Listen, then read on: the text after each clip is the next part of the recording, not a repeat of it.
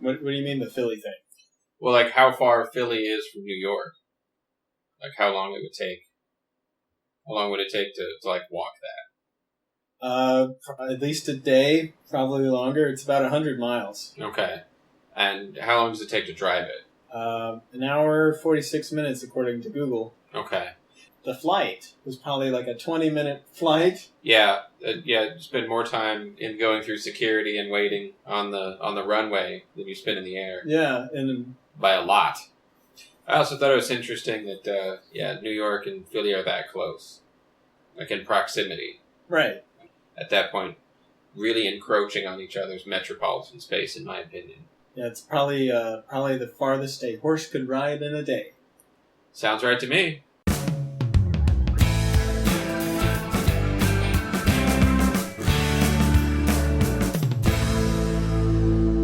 This is HIMYM Superfans. Hey there, Chris Venezia. Hello, James Hamilton. Hello, Mother fans. This is the show where we talk about the CBS comedy, How I Met Your Mother. And we are going to ruin this show for you. And, of course, by ruin it, we mean we're going to spoil plot points for the entire series. Even though we're only doing the first season, we will have spoilers for the rest of the show. So if you don't want to know that the mother is licking the Statue of Liberty at the same time that Ted's licking the Liberty Bell, then maybe come back to this podcast once you've watched the whole series. They both taste like pennies. They both taste like pennies. Alright, so this episode we are talking about The Sweet Taste of Liberty, a.k.a. Going to Philly! Philly! Season 1, Episode 3, if you want to watch it after you listen to this or before. It aired on October 3rd, 2005. It was written by Phil Lord and Chris Miller. So really early on, the creators have already given up the reins a little bit. Yes, they're already so exhausted. It's directed by Pamela Fryman, if you got 'em, Fryman. Very nice. If you don't remember, this is the episode where Barney and Ted go on an adventure to Philly, while Lily and Robin develop their characters at McLaren's. Mm-hmm. And also, Marshall was there. Also, Marshall, yeah, he's trying to be somewhere the whole episode, but it's not until the very end that he actually gets somewhere where there's other people. Yeah. All right. What's your most memorable moment from this episode? Well, I'd definitely say what makes this episode memorable is it's clearly the first Barney episode. It establishes Barney's, plays. It goes through this whole weird thing with the airport baggage. It even shows that he's been working on this for a while. We get to see the airport security footage of, I think him doing this for 3 months, where he's adding bags to the carousel. And it also establishes that he has crazy, stupid money because he can buy those airline tickets at the last minute. Yep, with cash. Yeah. Yeah, you're right. You're right about it being a Barney episode. And what stood out to me about that, at least, is that the kids at the end of the episode are asking, so that woman you're talking to, is that the mother? It's like, kids, this story had nothing to do with the mother, is what I think Ted should have said. Yeah. It's like, no, this is an episode so that the audience can know about Barney. Yeah. It's nothing to do with meeting the mother. Yeah. You should have said that, and the kids would have been like, what? My most memorable moment was Barney saying over and over again that we are international businessmen on a very important international business trip. We demand that you release us immediately. Immediately! And I like that. That he said it enough that stuck in my mind. So let's get into it. This episode starts with the credits rolling. And, right after that, they showed a couple of other photos that were taken with one of those disposable cameras with the bad flash. And I was convinced that those were the same photos from the opening credits. But you pointed out to me, no, they're not. They're just taken with the same camera. Yeah, they have a similar look and feel to them, but no, those pictures aren't the same. We went back and watched it to make sure. So after the opening credits, we jump to 2030. Future Ted is talking to his kids, saying that there was this one night that they really wanted to go to a bar. Yeah, and I'm glad the kid said, wow, you sure spent a lot of time in bars back then.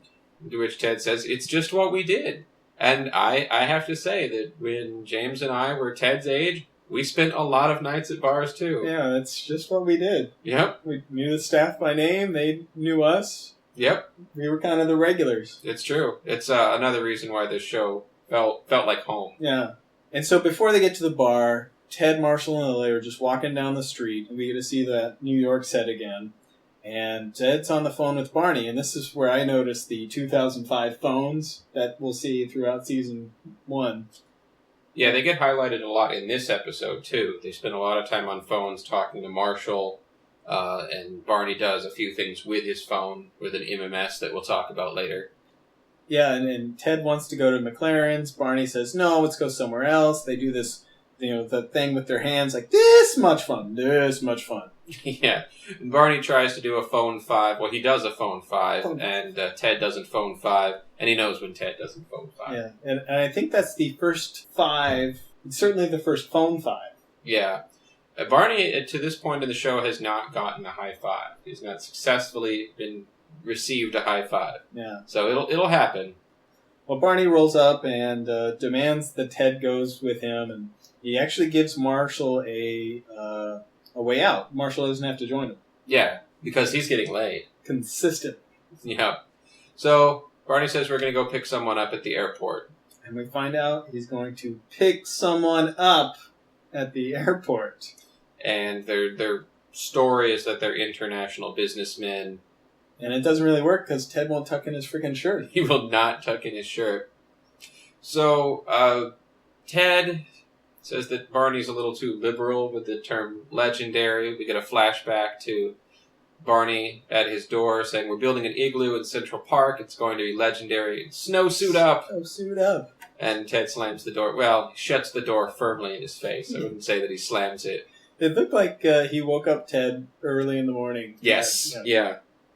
And Barney clearly been working on the igloo for a while. Yes, yeah. Snow all over him. Like, as he's talking, snow is falling off of him. The way he shows up and is like, come play with us, that sort of plays into your crazy theory you're going to tell me later, doesn't it? That's right. I do have a crazy theory for the end of the episode about Barney that does play into that flashback. Not that one specifically. Stay tuned.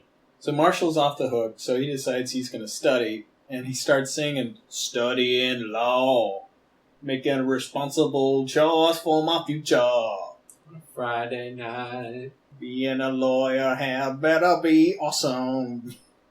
So we get to see Marshall as like a really playful character. Yeah. He's distinct from Barney and from Ted. He's the singing guy. He's the fun guy. So Lily's at the bar, and she is invisible because she's engaged. That's right. The ring makes her invisible. So I like that Ted does try to talk to somebody at the airport. Yeah, he talks to her just like he would talk to her if they were at a bar, but they're not. They're at an airport. And she doesn't say one word back to him and then just walks away. Yeah. She did not get paid enough to have a line, but Ted was like, where'd you get back from? Me? Japan. Mm-hmm. He's playing along. Yeah, I think, at least at this point, it's not as important the success to Barney. It's like the experience. Yeah. So then they notice 2 ladies coming up with a whole bunch of baggage, which, by the way, like, if they're going from New York to Philly, and they do that a lot, and they're staying with why do they have so much luggage? Yeah. Who knows? Maybe a couple of those bags are just full of condoms. Could be. Spoiler. Yeah.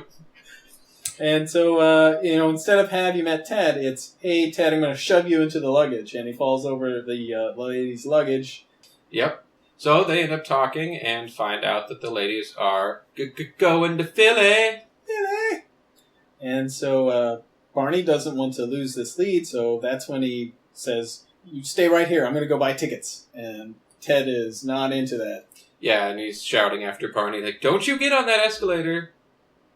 Don't you get on that subsequent escalator. And if this was another show, they could have kept going. Like, don't you sign up for the miles card? Right, yeah. I'm glad it lasted as long as it did, but yeah, it didn't need to go too much further. Don't you spring for meal service? They actually have a lot of stuff to get to in this episode. It's one of the funny things about it is how much cutting back and forth they do between the Philly adventure, Marshall, and the bar. So they don't really have time for Barney to sign up for the meal plan. Yeah, I would definitely say this episode is a good showcase where you can have a sitcom that has high production values, because this has a lot of settings and a lot of cuts and a lot of, well, at least some special effects in terms of the split screens that we'll see later. That's right. Speaking of cuts in the episode, we cut back to Marshall, who's still singing about studying law, and Ted calls him to tell them that they're going to Philly. Yeah, and Marshall's still in singing mode, so he answers the phone all weird, and Ted doesn't know what's going on. Right. I love that moment. It's just like a little fun thing that the writers wrote in there. So, Barney sends Marshall an MMS slideshow. Yeah, what is that? An MMS slideshow is a thing where you send multiple images in an MMS so that when you scroll between them, you can see one image at a time, but then you see the next one. And Barney sends him the eye thing. Where he's like pointing at his eyes and then pointing out towards the other person's eyes and does that in MMS form. And that really dates this episode, being 2005. Because while you can still do that, I mean, we have Snapchat now. Yeah. And you can just send a video to somebody. Yeah, it would work so much better now. But there's a little bit of a classic nostalgia feel to watching that. Like, that did exist. You could do it that way. Yeah, look at his phone with its tiny screen. It was fun. So it turns out that the ladies that Barney is trying to talk to, that they're flying all the way to Philly so that they have an opportunity to talk to him, they have boyfriends. Yeah, and we find out later that their boyfriends are linebackers. But before we get to that, I just want to say, because this is the point where Barney starts to break down the rules of the airport. You know, airport comedy is still a touchy subject in this country, and even more so, I'd say, in 2005, for obvious reasons.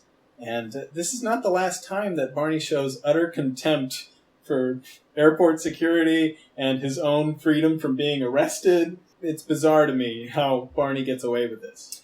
Yep, and yeah, like you said, it is not the last time. Yeah, it pretty much only works because it's TV. I know that when I was flying around this time, I was just very nervous that I would do something wrong and stand in the wrong line or be wearing shoes when I wasn't supposed to be, and that I'd get pulled into an interrogation room. So I had this whole deer in headlights look most of the time when I was flying around this time. I guess in a way I like that they're doing some comedy at the airport because it makes light something that is otherwise, not... It makes flying a little bit lighter than the experience that I think people were actually having at that time and still having. Yeah, it's nice to turn on the TV and see a representation of the world where things are a little bit better. Yeah. So we go to Act 2, and that's where we find out that both of the ladies' boyfriends are linebackers for the Eagles. For the Eagles! That's why they're going to Philly. Yeah. And I think there was a word of a marriage proposal, so yeah, Ted and Barney are really screwed. Yep, what a giant waste. But Barney still thinks he can turn it around. Yeah, I can turn this around. He doesn't say it, but yeah, this is like the first time that we get to see him try to turn it around. Yeah. So, back at the bar, Lily's on the phone with Marshall. He is in the Fiero, driving to Philly. She asks him, what they're doing. He sheepishly admits that he doesn't know why he's going to Philly because he didn't ask. Yes. And I love Lily's reaction to this. Like, she finds out that her fiancé was planning on studying, but instead gets in his car and starts driving to Philly without stopping by the bar where she's hanging out, which is literally 20 feet from the front door of the apartment building. Yeah. He goes to Philly because his friends told him to, Yeah. without questioning, asking why or what is in Philly, and she's happy for him. Yeah. I thought that was awesome. It Yeah. wasn't like, why are you doing that? What happened to studying? Why didn't you see me? She's just like, oh, that sounds like fun. Yeah. She doesn't have a million questions for him. She's just totally cool with it. Yep. So that's where we learn the ring theory from Marshall. Marshall says, no guy will hit on you as long as you've got that ring on your finger. And so he says, go ahead, take it off. I'm sure some guys will hit on you. And we'll learn more about that in a little bit. Right. So Ted and Barney get escorted from the plane by airport security. Right. And they are taken to the interrogation room. Where Barney is being a complete jerk, while Ted is being the sympathetic, apologetic, cooperative person, but the airport police chief is just grilling Ted. Yeah, I love that because I feel so bad for Ted because he's like, he didn't want to do this in the first place and he's trying so hard to cooperate. He can't do anything right. Barney's being an ass and Ted's the one that's getting grilled. I love that writing. Yeah. And this is another example of Barney's odd reaction to authority figures. Like, here at the airport security, he's being a jerk, but later in the series, it'll be a couple seasons from now, when Lily and Marshall try to elope, and they're in the judge's chambers, he's very intimidated by the judge. And he demonstrates he doesn't understand what being under oath means, but he takes it very seriously. The oath, we're under it. And he insists that they tell the truth about their Marshall and Lily's relationship.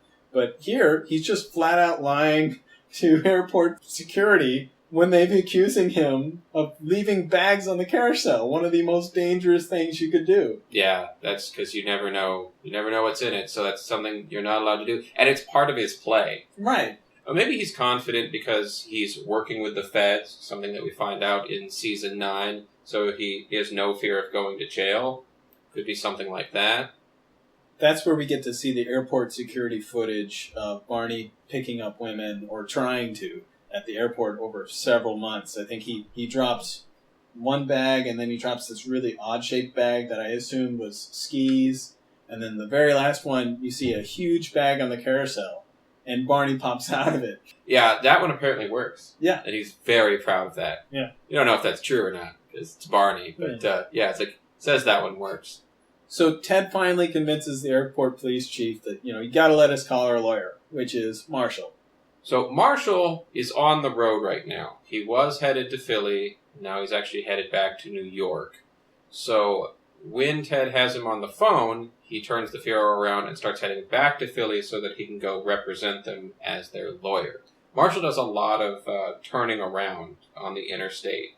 Yeah, he does. In this scene and all the subsequent scenes. And at one point, you were saying that it was annoying you because he does it like 6 times in a row. Right, yeah, without slowing down or looking for a spot to turn around. It's just fake TV driving. Got to turn around, turn around, turn around.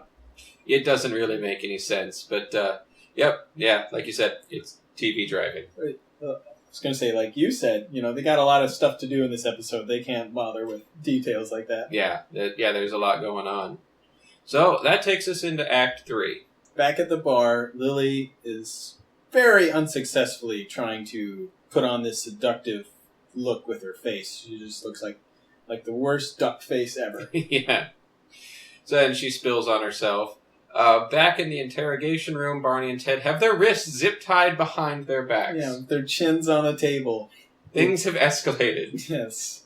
At that very moment, the JFK airport security calls the Phillies airport security and reports that the suitcases that Barney left were just full of condoms, no bombs, and a power bar. And a power bar, yeah. 'Cause Barney's going to need some energy. I remembered it with being full of condoms and candy, which is kind of creepy, but not what happened. Nope. There's condoms and one power bar. One power bar. So Ted calls Marshall again and tells him, go back to New York. We don't need your services as a lawyer. Another U-turn, so he turns around. It's back to New York, but then Marshall says, hold on, I'm getting another call. And it's Barney calling from another phone in the same room and said, no, come to Philly. We're going to hang out. We're going to Sasha's. Who's Sasha? Sasha is the female airport security person who Barney apparently won over very quickly. Yeah, very, very quickly. This is where we get one of the more memorable lines from the entire show. And this is where Barney says, it's going to be legend, wait for it, and I hope you're not lactose intolerant because the second half of that word is dairy. Legendary. Yeah, that even made me feel a little gassy. So that's something that they would use in the promos all the time during the first season. You can probably still see it in commercials for the show, but that one is one of the more memorable Barneyisms, and we get it in an episode that's all about him. It's a good line. So Ted and Barney end up at Sasha's anyway, and Sasha's is kind of lame. It's looks like they're in someone's basement. She brings down 6 Mike's Hard Lemonades in a cooler, and she says we have to be quiet, my grandpa's sleeping. So I kind of got this vibe that she thinks Mike's Hard Lemonade is a really illicit thing. Or her grandpa does. Yeah. So Marshal calls Lily from the road, and Robin answers. Robin tells him that the ring is off and that Lily is talking to some guy.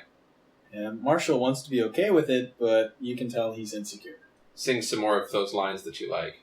Our relationship is built on mutual trust. He's like, can't breathe. So he is, at this point, God, where is he going? Is he driving back to New York? I have no idea where he's going. He was, I think, going to Philly to hang out with Sasha, and then he gets the phone call that Lily's getting hit on, so he heads back to New York. So back at Sasha's, we find out that her friend Dana works security at the Liberty Bell, and he has not, and possibly no one ever has, licked the Liberty Bell. But Ted's not impressed, and he leaves. So we cut back to the bar. Robin tells Lily that she's lucky and that all the women at the bar want what she already has, which is Marshall. Lily says something about wanting to be single again, and Robin reminds her about how terrible it is to be single. I guess the grass is always greener. Yeah. So Marshall shows up at McLaren's, so whether he was headed to Philly and accidentally made it to New York instead, we'll never know. But he shows up at McLaren's and almost gets into a fight with the guy that Lily's been talking to. Yeah, and we learned earlier that this guy's gay, so he's not a threat to Marshall at all. And as soon as Marshall learns that, he says, "Oh, thank God, I've never been in a fight before," which is not true at all. Right. We'll get to that. But that gentleman's boyfriend is a very jealous type and tackles Marshall. Yep. So we cut back to Ted and Barney in a cab, supposedly going to the airport. You were talking about this. So Barney sees Ted leave, apparently tells Dana, "Meet us at the Liberty Bell. I'm going to go get Ted." And so Barney follows Ted and gets in the cab with him and somehow redirects the cab to go to the Liberty Bell to meet up with Dana, who lets them in. Ted didn't notice that they weren't heading toward the airport. Maybe he's just not that familiar with Philly. That could easily be what's going on there. Well, they have this conversation in the cab before they get to the Liberty Bell, and Ted's explaining that he's upset with Barney because Barney wouldn't let him just have a regular beer in his regular bar with his regular friends in his regular city. And Barney suggests that a night that ends in the possibility of licking the Liberty Bell is better than anything regular. Yeah, and I like that. I mean, they both have points, because, Barney's being a little crazy with all of these ideas, but I do like his point that they haven't even gone to lick the Liberty Bell yet. Like, a night that could end in the possibility of licking the Liberty Bell is better than what Ted's idea was. I think it would be more fun having Ted's adventure than just sitting at the bar night after night after night. It could be. I think they're both valid, because I know that there's definitely plenty of times where we've all been hanging out, socializing, and nothing big or adventurous happens, and it was still a very fun night. So I think they're both right. This is where we get the wonderful line, "Grab life by the crack and lick the crap out of it." Dirtiest thing ever said on television. That's almost a little too much for TV. Also in this conversation, we learn Barney's human side. He allows himself to be very vulnerable. Yeah, I'm glad that we get to see it in the 3rd episode, because I've seen other shows that have this kind of character type, and they don't let them be human for several seasons. And then by that point, it's too late. Yeah. I'm like, no, you don't get to suddenly be a human now. Yeah. You're not a real person, you're just a cartoon character. It's almost a trope that there's a moment in an episode of the show where the character reveals his true motivations through yelling! Yes. And this is where Barney yells, "You're my best friend, all right?" And reveals that, he's a very vulnerable person, and Ted is his friend, and he says, "You don't even have to say you're my best friend. We're a team, Without you, I'm the dynamic Uno." Yeah, he does have that moment of vulnerability. It plays off of insecurities that we've already seen in the first 2 episodes, where it's like, "This is say you're my best friend," and they're developed a little bit more here. I'm going to go ahead and give my crazy theory now.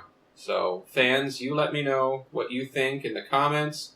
So my theory is that Ted is Barney's first friend. That Barney has never had a friend in his entire life up until the point that he and Ted are friends. And that's why it means this much to him, that they go do these adventures together. Because we know in later episodes that growing up, Barney did not have any friends in grade school. We don't know of him having any friends in high school or college. No one from his past ever shows up like we get with Punchy and Glitter and other people who have friends that come back from their past to visit them. Barney never has someone show up, and it's possible that in his mid-20s is when he made his first friend, and that's why he attaches to Ted so strongly. Yeah, I like that. That's definitely believable to me, because we know that the Postmaster General sent him that note that's why no one came to his 8th birthday party. Yep. Yeah. People disliked him so much growing up that they wouldn't come to something where they'd get free cake and ice cream. Yeah. So yeah, that's my theory, fans. Barney had never had a friend in his life until he meets Ted. Let me know what you think. So they get out of the cab. Barney's redirected the cab somehow, and they're at the Liberty Bell. Dana lets them in. And we don't get to see it, but we learned from Ted that they did lick the Liberty Bell. Legendary. So back at McLaren's, Ted recounts this story to some woman. Yeah. Now, she is paid enough to get lines. Yes. You know what the Liberty Bell tastes like? What? Freedom.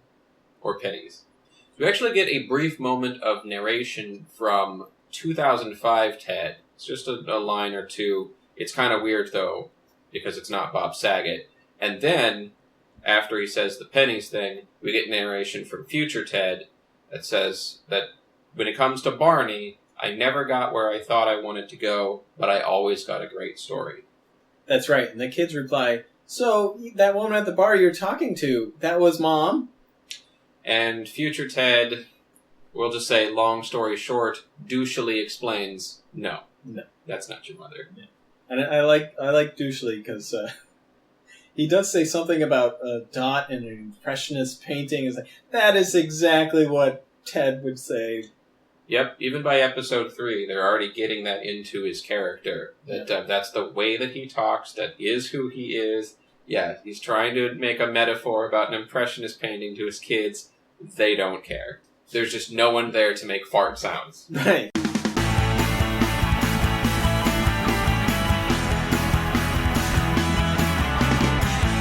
So, that's the sweet taste of liberty. First time we get to see that hooptiee-ass Fiero. Yes, say again, but yes, I like it. And we just barely see it. All we can tell is that it's very dusty. Okay, yep. This is the first time that Barney's going to be in an interrogation room at the airport, but it will not be the last. It also happens in Season 7, Episode 24, The Magician's Code, Part 2. That's right. And first time we see women wearing an engagement ring becoming invisible. You can see that again in Season 8, Episode 14, Ring Up. That one has a little bit more of a Lord of the Rings feel to it, but it's the same exact concept. Yeah, it's a little more supernatural. So for interesting facts having to do with time, I noticed that Ted has been hanging out with Barney for about 4 years now and still questions why. Yeah. I think that's weird. Marshall says that he's never been in a fight before, which they retcon later in the series where he got into many fights with his brothers. Yep. Cocoa break. Terrifying backyard wrestling type fight club fights. Yep, and then once more with a bartender at McLaren's. This episode did have lots of split screen, which they don't do later in the series. It does have a lot in this episode, and I believe that I've said that they don't do the top-bottom split screen after the first couple of episodes, and that's clearly wrong, because this episode had it several times. Yeah. I mentioned earlier that this is a great example of an episode that shows off its production quality, because we have a lot of locations, a lot of cuts. We see the apartment, we see McLaren's, we see a couple of street shots, JFK Airport, that interrogation room, the airplane, the hooptiee-ass Fiero is a set, Shasha's house, which is barely in the episode. There's a lot of stuff going on in that basement. I mean, they have like racks and racks of CDs and things. They put a lot of effort into something that was on the screen for probably less than 2 minutes. Yeah, it'll never be seen again. Yep. So I wanted to point out that Ted and Robin are not in the same scene together in this episode even one time. That's astounding. I didn't notice that until you mentioned it. Fun fact, Ted and Lily do share a scene, but for about 1 minute before Ted gets kidnapped. So let's do our character motivations. Ted wants to have a regular beer at his regular bar. Yeah, he's sort of stuck in a rut-teen. A rut-teen? What's the first syllable of rut-teen? This is Robin and Lily's first night out as gals together. So Robin's just here being one of the gals for the first time. And Lily wishes that guys would hit on her. Yeah, it's sort of leaving Robin hung up to dry there. Yep. Marshal, meanwhile, is fluctuates between making a responsible choice for his future and driving up and down the interstate. Yep. And Barney is tired of McLaren's. He says it's a bore snore. Like I said, this is a Barney episode, and you can see that he is all about the adventure. It's like, no, not the McLaren's again. Let's go to the airport, pick up some chicks. Okay, here's some chicks. Let's not give up. Let's buy airplane tickets. Okay, they've already got boyfriends, but let's not give up and just go back defeated. Let's find something to do in Philly. Okay, so the only thing we can do is have a Mike's Hard Lemonade in someone's basement and be really quiet. But okay, Ted really wants to go back now, and I can turn this around. I can turn it around, and finally gets to something which I don't think he had planned at all. Which is to access the Liberty Bell way after closing and lick the Liberty Bell. Who would have thought that when this whole adventure started, that's where he was going to end up?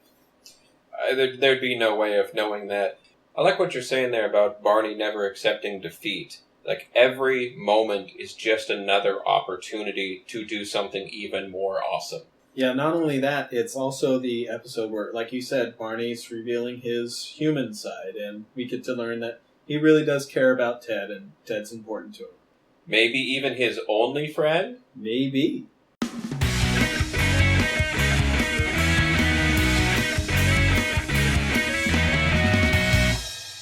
So how did you feel about this episode? You can let us know what you think by emailing us at HIMYMsuperfans@gmail.com.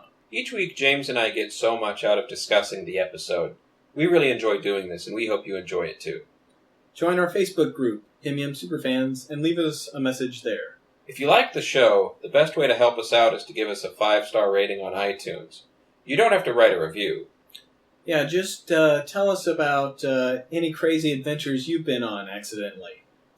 And give us that 5 stars. It really helps us with getting discovered and helps us grow our audience so we can keep making the show.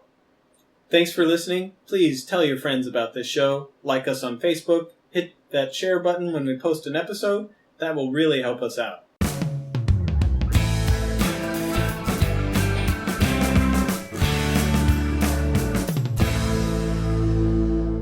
I'll cut that out. Yeah, it seems so out of place. Just like a mean spoiler. Just like a kick in the junk.